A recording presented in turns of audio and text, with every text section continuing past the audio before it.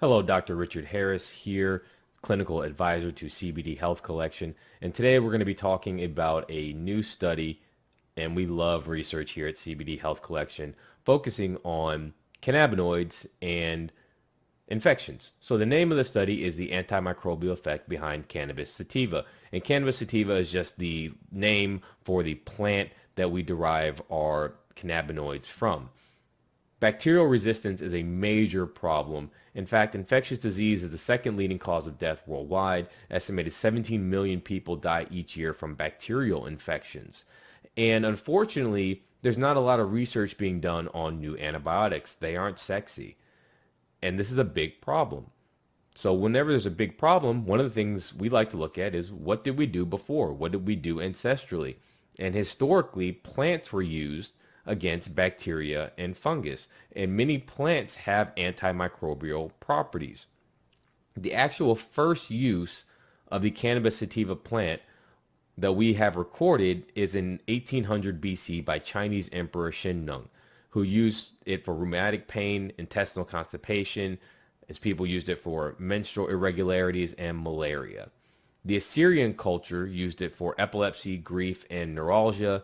And even in 1500 BC in India, it was used for relieving anxiety and stress. There are reports from Egyptian papyruses, African natives, European and South American folklore using it to treat wounds, using it to treat boils, anthrax, sepsis, dysentery, and malaria.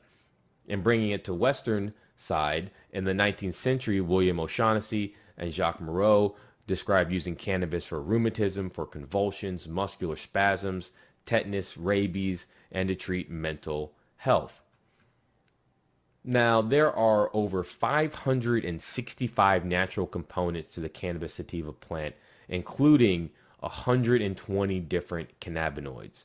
There are other components that are bioactive, like amino acids, like fatty acids, steroids, terpenes, flavonoids, and alkaloids. In the plant, 9-THC, CBN, CBD, and CBC are the most abundant cannabinoids. We call these phytocannabinoids, phyto meaning from plants. And actually, CBGA, which is the acidic form of CBG, is the precursor to THC, CBD, and CBC. All those in the acidic form, and then CBG in the non-acidic form is in low concentration.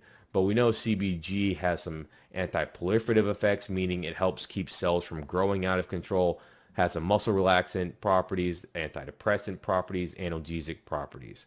And we know CBD is being used for a lot of different conditions, a lot of research. So there's numerous applications, including epilepsy, neurodegenerative diseases. This is like Alzheimer's and Parkinson's, anxiety, multiple sclerosis, and cancer. There are over 200 different terpenes in the cannabis plant, and terpenes act by doing a number of different things.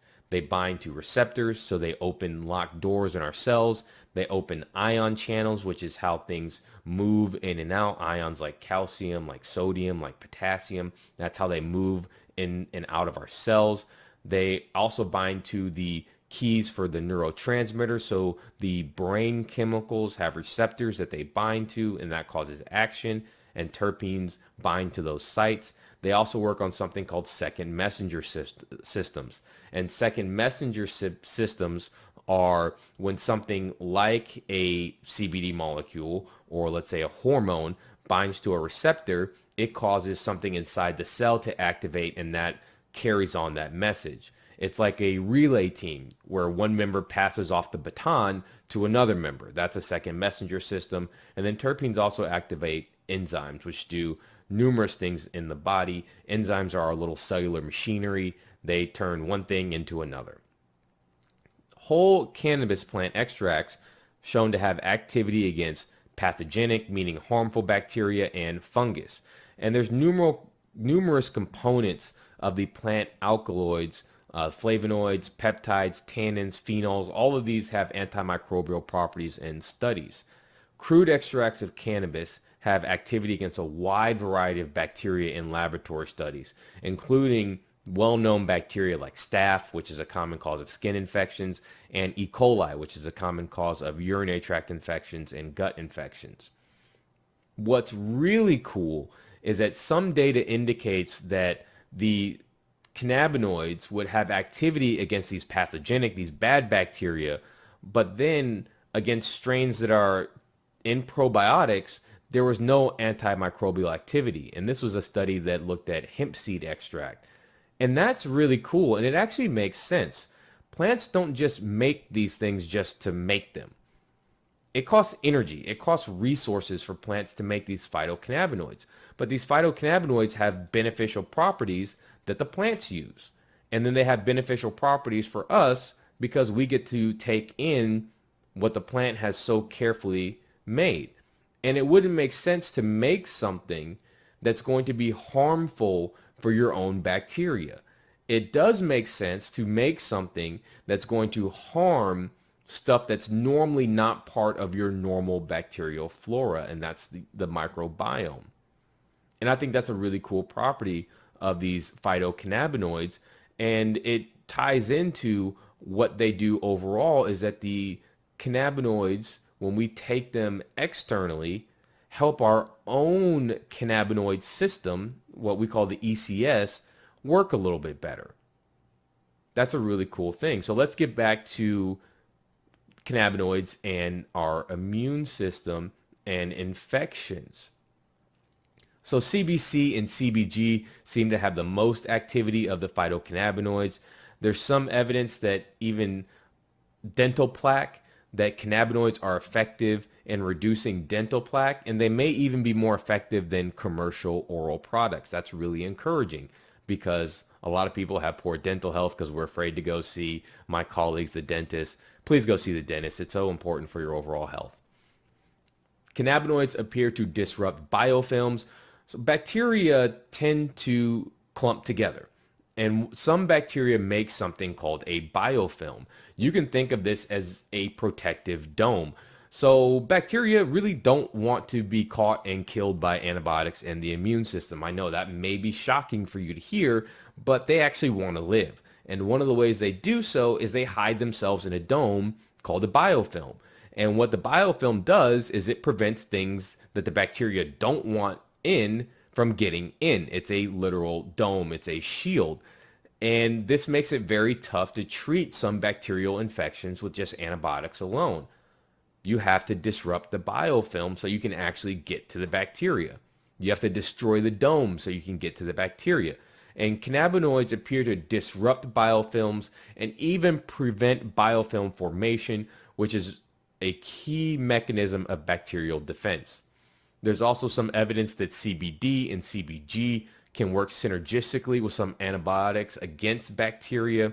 That's really encouraging. This seems to be because the cannabinoids help destabilize the cell walls on bacteria. The cell walls are the portion of the bacteria that covers them. It's the outer covering. It would be like us wearing a coat of armor. And the CBD molecules help to disrupt that armor. And they also seem to work by destabilizing communication networks for the bacteria. So a lot of people, again, don't seem to think about this. Again, the bacteria want to live. They communicate with each other to help form these biofilms, to signal if there's danger. And CBD helps by disrupting that process. Okay, terpenes. Terpenes also have antimicrobial activity. Alpha-pinene seems to be the most effective against bacteria in laboratory studies. In fact, there are some studies that show that against certain bacteria, isolates of the cannabis sativa plant and terpenes are as effective as some conventional antibiotics. This study was looking at ampicillin and ciprofloxacin. Now, what is the key take home here? The reason I wanted to come and talk to you about this is because we are doing more and more research on the benefits of the cannabinoids and how they can benefit numerous systems in the body, how they are a regulating agent, a balancing agent.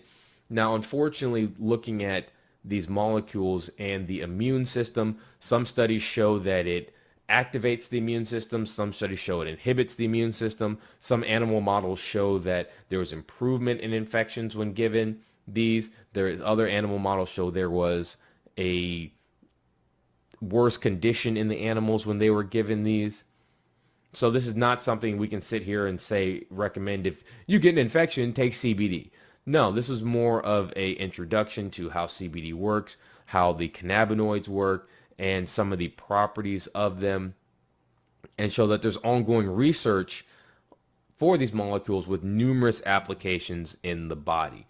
And the good news is CBD is very well tolerated in humans. There are studies where doses of up to 1,500 milligrams per day are used, and it is well tolerated. The WHO recognizes CBD as being well tolerated and having a good safety profile. Well, this has been Research Education with Dr. Richard Harris, clinical advisor for CBD Health Collection. And we love talking about the endocannabinoid system and phytocannabinoids. They're so beneficial, have numerous applications, and we're still scratching the surface on all the ways that the data is showing that these are beneficial for us. Thank you.